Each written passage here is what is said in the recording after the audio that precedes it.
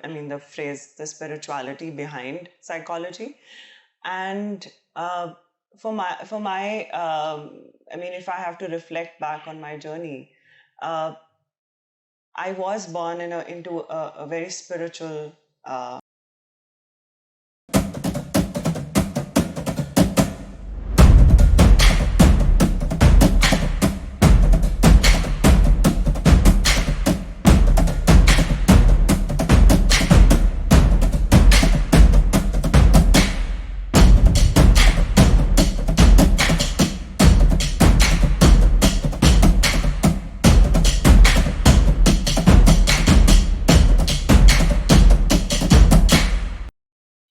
Hello, everybody. Welcome to this heartful interaction that I'm having here today with my lovely friend Swaruti Tamang. Hi, Swaruti. Hi.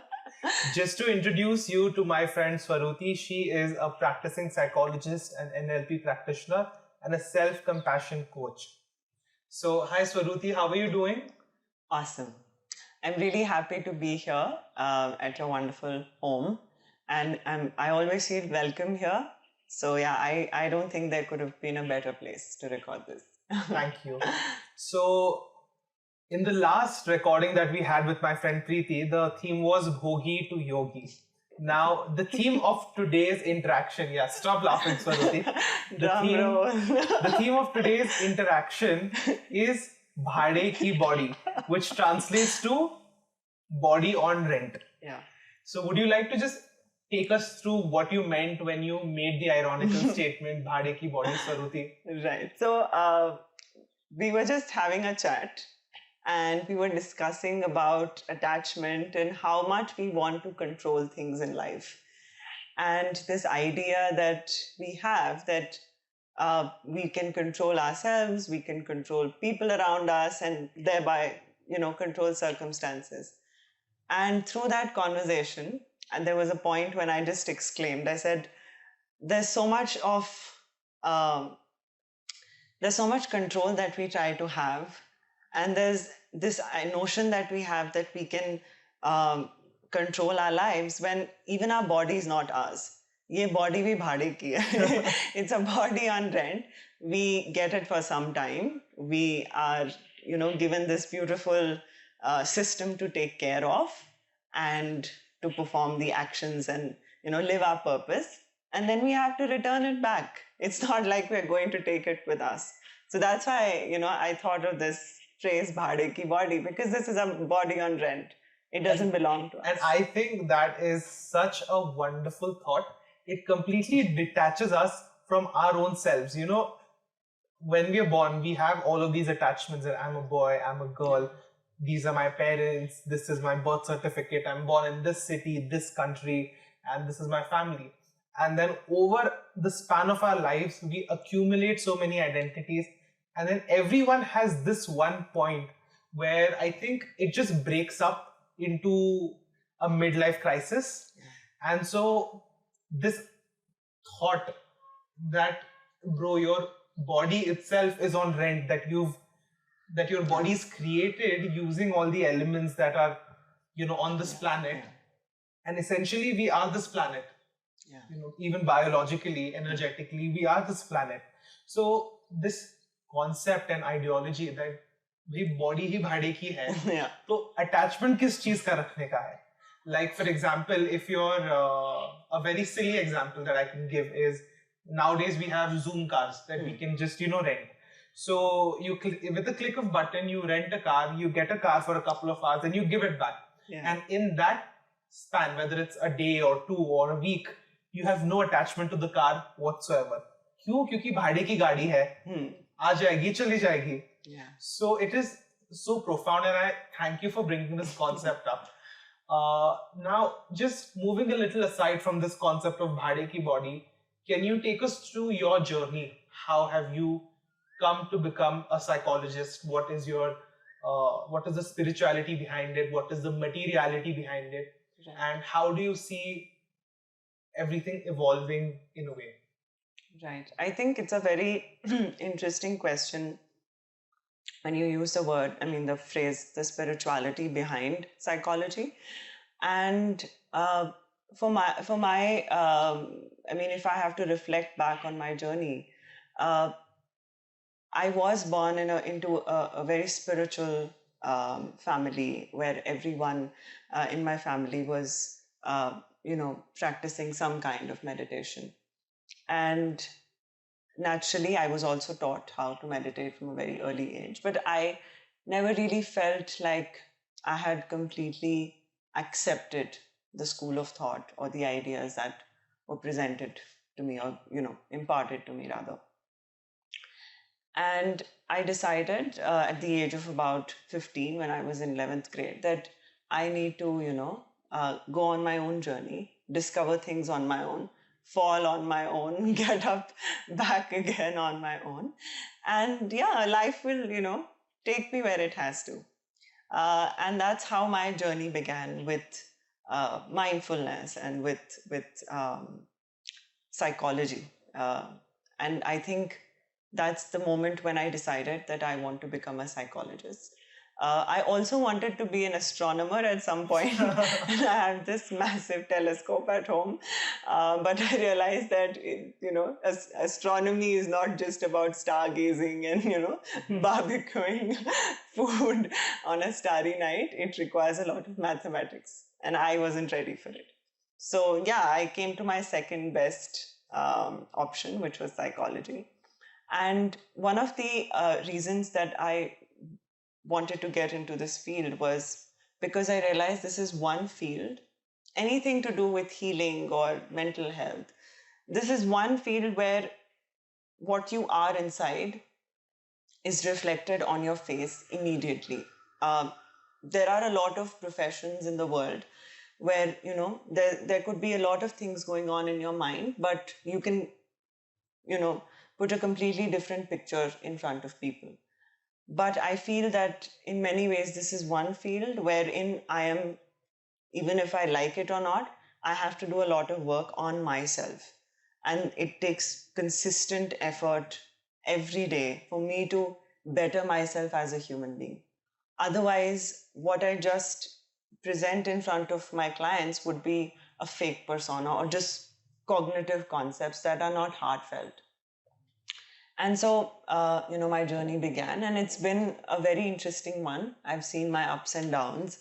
I've seen really beautiful moments and really low lows in my personal journey and professionally. But I think what I've learned the most out of it is that nothing really stays. And fortunately or unfortunately, things keep changing and evolving. And that's one thing that has been my anchor, that, things keep changing.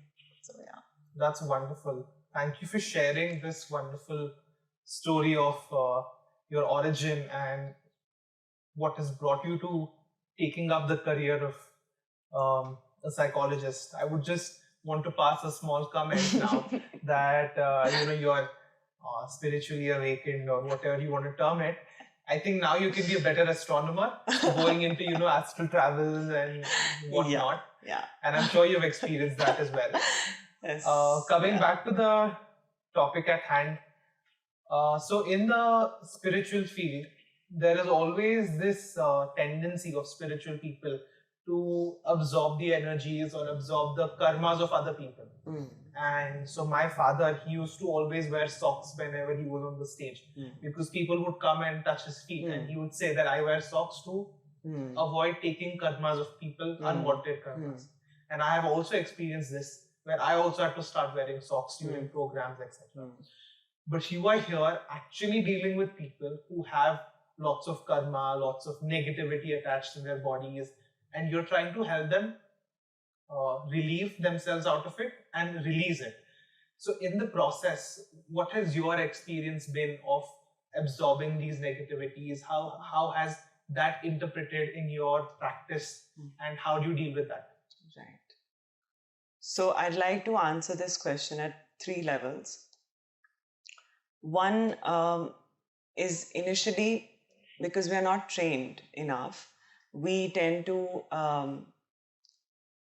in our pursuit to empathize with the other person, we as a mature psychologist, are not able to understand that no matter how much you are empathizing with the other person, that person is in many ways experiencing the result of their own karma, and there is only so much that we can do to help them.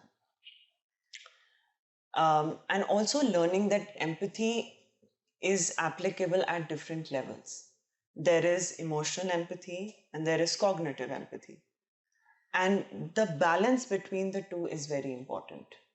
Neither can you be a completely detached person just sitting there cognitively listening to their stories and struggles, nor can you be completely emotionally empathetic to an extent that you switch off your logic. So the balance between the two is very important. That's one thing that I've learned over the years. And another thing that I also learned was that having healthy boundaries as a therapist, as a person in the healing field, is imperative to keeping your sense of well-being at a healthy level. And because of that, there are a few practices that I follow every day. So once my sessions get over, at whatever time, no matter how late it is, I always go through my unwinding and cleansing process. And for that, one thing that has really helped me is surrender. So I really believe that no human being has the power to really heal another person. We can just be instrumental in the process. We can just offer ourselves as instruments in the healing process, but not really consider ourselves to be the healing energy. At least I don't. So before my sessions and after my sessions, I surrender to the divine. And before my sessions begin, every day I invoke the divine. I invoke their presence and the grace and the love that they have to offer. And I just sit there as an instrument, doing it, or rather the process of grace happening through me rather than by me. And that has helped me tremendously, because when the day ends and I'm unwinding and going off to sleep, I don't carry any of that with me to the next day. It's surrendered and it's done. Not only does it help me to keep myself free and relaxed, but it also keeps reminding, this process reminds me every day that how we are all just instrumental in the grace that the divine has to offer to people. And I mean, as a human being, I consider myself too small to think that I have the power to really solve problems or even listen to problems. And so so psychology is science-based, right? Yeah. You have theories and concepts, etc. Yeah. And then you have spirituality, which is also related to psychology, but on a completely different realm altogether. Yeah. Yeah. So when you're counseling, how is your approach? Is it spiritual, or is it psychology, or is it a mix of both? And do you change that equation based on the receptivity of the other person? Yeah. How do you adjust that? Right. So I think one thing that really helps me a lot is having as many tools in my toolbox as possible. Knowing my theories well, and first I apply them on myself and experiment and see if it's really working or not. I remember when I first learned the concept of morning pages and I introduced it to a client, I was able to really tell them that, you might start this process, but it may or may not give you results immediately, because I had seen that with my own journey.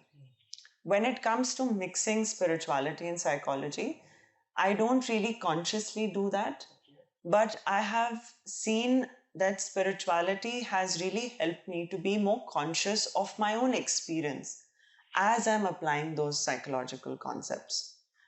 It has helped me to become more aware or be more aware of what's really happening within me, and also really be present with the other person, because many times I've noticed this in my sessions that people don't always want solutions or directions. They just want someone to really listen to them, to really hold space for them as they, unburden or as they open up. And spirituality really offers that ground. It really offers that foundation for me to hold myself and to also offer that space to the other person. Um, Also, I don't consciously try to really use concepts from spirituality into my practice. But yes, like I said, it's like a wallpaper that always stays at the background, and then every act happens in front of that wallpaper. Yeah, that's wonderful. And just zooming out a little bit from this very interpersonal discussion about your clients and spirituality and how you apply it, we've spoken quite a few times about your aspirations to help a lot of kids, help women, empower them. Yeah. And we also had this discussion about you wanting to start Haseya Foundation. And yesterday also, in fact, we had a talk and you said you're on the tracks to registering the foundation or whatever. And so when you're looking at psychology or psychological healing from a one-to-one perspective, it's very much doable, right? You're talking to someone, you're holding space for them. Now when you want to sort of scale it up, right, have an entire foundation around the psychological healing or spiritual healing centered on women and on kids, how do you see yourself as a professional shifting from one to one to one to many, and how do you plan to what apparatus do you plan to use at that point in time? Right. I think it's a very interesting question, because I have many times thought about my ability to hold space for people in big groups. And although I have run workshops at many levels with closed groups, I haven't really explored massive groups, like I'm talking about thousands of people. And that's something that I will eventually have to get trained in and practice. But one of the ways that I can see it evolving is from going from individual therapy sessions, individual sessions, to more of support groups, wherein people who are going through similar concerns can be facilitated to share their thoughts, feelings, and what's coming up for them, but at the same time also support each other and be that supportive presence for each other. And then slowly, what I see is expanding it to schools and organizations that are already working with women and working with a larger group, but not such a big group that it overwhelms me, at least initially.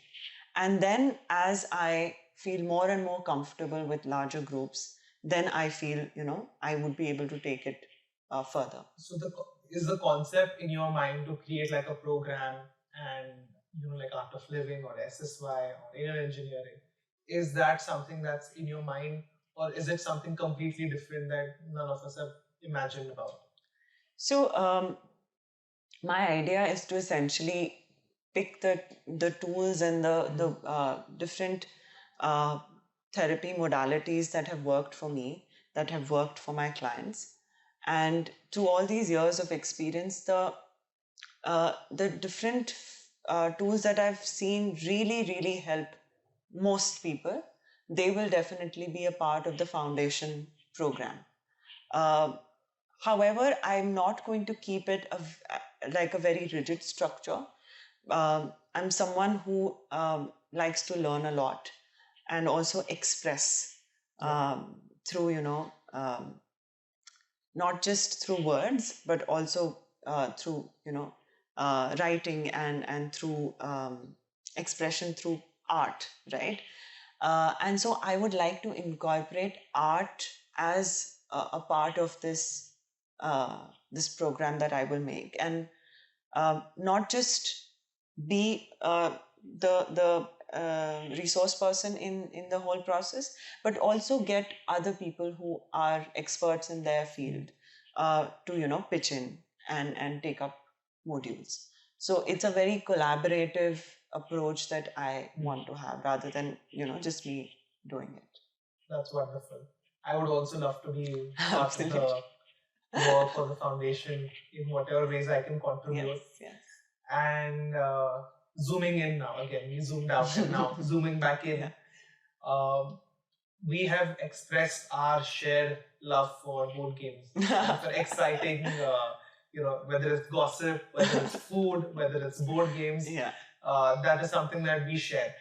And so, coming back to the concept of Bhade Ki Body, what is it that brought you to, this is such a joyful concept. Like, if you think, some people may just get depressed. Oh, ye Bhade Ki Body hai, kya karne ka hai, jaane do, pade raho. But the concept that, this is a body that we don't have for ourselves. It is like a gift. It is like a free ka bhada. In many ways. You're not paying anything for this. So, how do all of these materialistic things intertwine with the growth, psychological and energetic growth as well? Like, you have board games, you have life, you have money, you have food and gossip and all of these things, coffee with Karan. So how do all of these things just, intertwine to create this greater understanding? Because we are not just mental or emotional beings. Largely, we are physical beings. So how is the equation? One very interesting thing that I was just talking about with someone the other day in a session, it came up, was compartmentalization. And like you said that, we have different aspects of our life, different compartments that we have to look at and, give equal energy and attention to. And sometimes one compartment is ruptured and it requires more attention.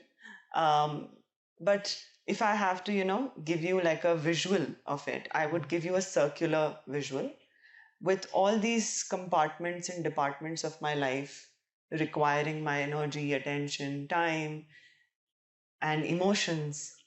But at the center of all that is my connection with myself and my connection with divine. That is something that I don't like to compromise on.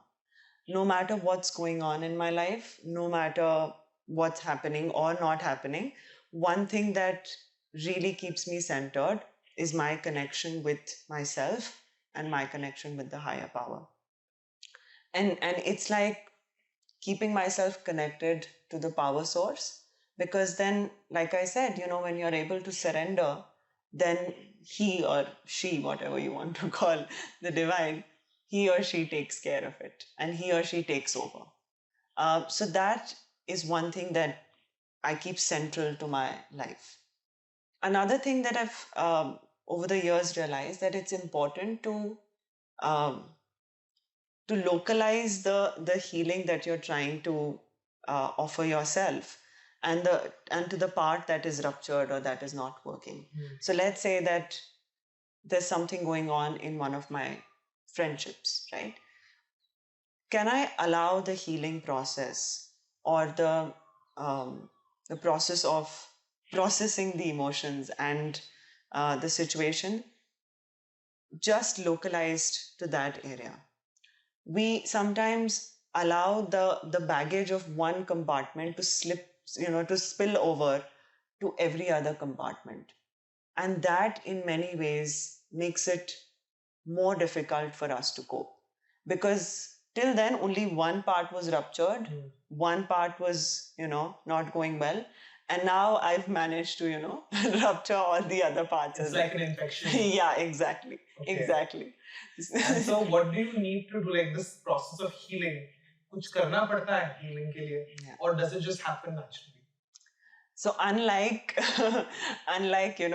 scratches and little wounds that we get, emotional healing sometimes requires a lot of attention and a lot of presence, and not just one session where you just process it and you let all of that come out and you let it heal, one has to really make it a consistent effort towards their own healing process.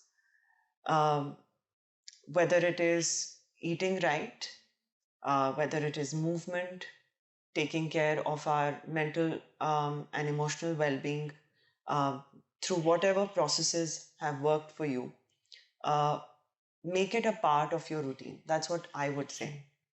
Because one thing that we can always fall back on is routine.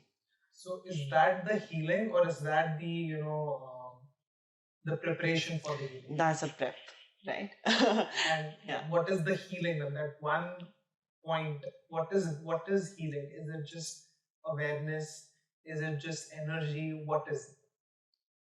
So I think my training in self-compassion, and then as I started training other people in self-compassion, has taught me one very, very basic thing that is, I think, it's a starting point of any healing process. And that is acceptance that things are not working well. Acceptance of the fact that I'm falling apart. And I call it, once someone once asked me that, what's happening in your life? And I was very honest about it. I said, I'm just happily falling apart, because we are so tied up with this concept of holding it all together no matter what. And, I just have to be perfect and keep it all together no matter what's happening in my life. I think the thing that liberates us the most is the acceptance of the fact that we're not perfect and inevitably we are all bound to fall apart. And if that is happening, then can I just be with myself and not abandon myself as I'm falling apart? Because the first go-to reaction that most of us have is we don't want to look at it. You want to suppress it. Yeah, it's like a wound is festering, but we don't want to look at it. We want to run away and as far as is possible. And in that whole process, we self-abandon. And the wound that self-abandonment causes is so deep that it takes another whole process to recover from it. So I think for me, healing starts with acceptance and really offering ourselves that active space, making time for that wound to heal, offering ourselves our own compassionate and loving presence, and acknowledging that whatever is coming up for me, I'm going to accept it and I'm going to offer myself the highest compassion that I possibly can. One of my trainers, Chris Germer, gave us a very beautiful example, and I will never forget it. And this is something I share with so many of my clients. And he said, when a child is having a lot of fevers, running a fever, and the mother can see that the child is suffering, and she goes up to her child and she, cuddles her child, she holds him, she offers him really loving words and kind words, right? And the child feels so soothed and so relaxed by it. And she doesn't do that because her kind words or her loving touch is going to make the fever go away. She does that because the child is suffering. So can I offer myself compassion just because I'm suffering? Not because compassion will make it go away, or attention will make it go away, mindfulness will magically, make it go away. But can I offer myself that presence and love just because I'm suffering? And when I take my clients through a process called the self-compassion break, it just is plain raw acceptance that this is a difficult moment for me and I'm falling apart, I'm suffering. And can I just be with myself as this process is happening rather than abandoning myself? Just giving yourself a hug. Yeah. A really big warm hug. And one of my favorite gestures, loving gestures, is, holding my face lovingly. And you can all do that as you're, watching this. Is just hold your face, Allow your face to rest in your own palms, in your loving hands, and let that warmth, let that love really reach you. Wow. Thank you so much. Hugs to yourself. Hugs to yourself. And warms to yourself. Warms to yourself. भाई क्या करना है भाड़े की body में I know. अच्छे से chill करो जिंदगी जियो and vent it out. Yeah, yeah. So, as we come to the end of this conversation, is there something that you would like to ask me? Yeah. So I've seen you really grow in the limited time that I've known you. I've seen you really grow as a person and really evolve, not just as an entrepreneur, but also as a human being. And from the last time I met you to this time that I'm meeting you, I've seen a drastic shift in terms of how you handle responsibility and your approach towards it. And I take a lot of inspiration from it. So at such a young age, how do you really keep yourself balanced and equanimous through the process and the chaos that sometimes in life brings? So to just reply to that very interesting question is that there is no such thing as balance, honestly. Yeah. Physical balance, like, whether you're working or exercising or eating food, balance is just a state of mind, I feel. Balance is a state of okayness. And for me, balance is not, following a set routine, A, B, C, D. That is not what balance is for me. Balance is the mental state of mind for me. For some people, that finding that mental state is through the routine. Right. For some people, finding that mental state may be, just going on a travel or shouting out to the world or just sleeping overnight. Yeah. And I think it is a state of equilibrium. That something is happening, something is going, and it's a continuous process. And I think that is what is balance. And specifically to me at this age where how do I find my balance? So I have my laptop, my sweet little laptop. And for me, when I open the laptop, when I start doing work, my mind just supports me 101%. Like today, I was talking to someone and she asked me a question, and exactly my mind itself knew that okay, this is not how it happened, and then I went back, checked the records, and I was right that this is not how it happened. So just having that trust in yourself, I have immense trust on my mind. Like we had a conversation yesterday, I like to divide the body into 5 parts. Right. The physical body, the vital, which is the feeling, sensational body, then the mental body, the spiritual body, and the psychic body. So for me, I have immense confidence on my mental body. I think that is something that I have trained myself to keep my mind so strong that jo kuch bhi aa jaye, nothing is going to affect. Like bhad mein jao, but still my mental state is my anchor, and that is my balance. Right. And so some people, for them it's their physical body, they just keep on working out, etc., etc. And I think that's something that everyone has to find for themselves. Yeah. So does that answer the question? Absolutely. Just to add to that, does your training in because you've also had a very similar experience of being brought up in a very spiritual background and a very spiritual family. So does that kind of help the process of trusting your mind? I think so. For me, it was always instilled from day one that God is there to take care, and eventually that has happened. And at this point, my trust in the divinity or God is at its peak. So I always saw myself as a very studious child, and coming from the parents that I have. My father was also such a learned person, and my mother, she was so specific about everything that for me it was a training to live with both of them and to sort of compete with their specificity, to compete with their competence.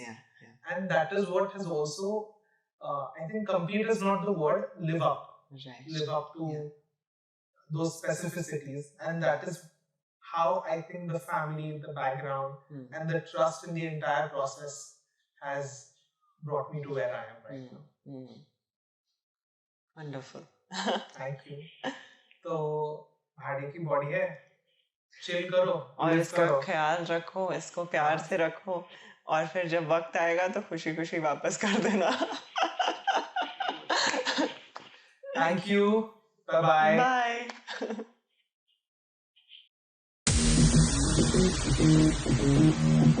Bye.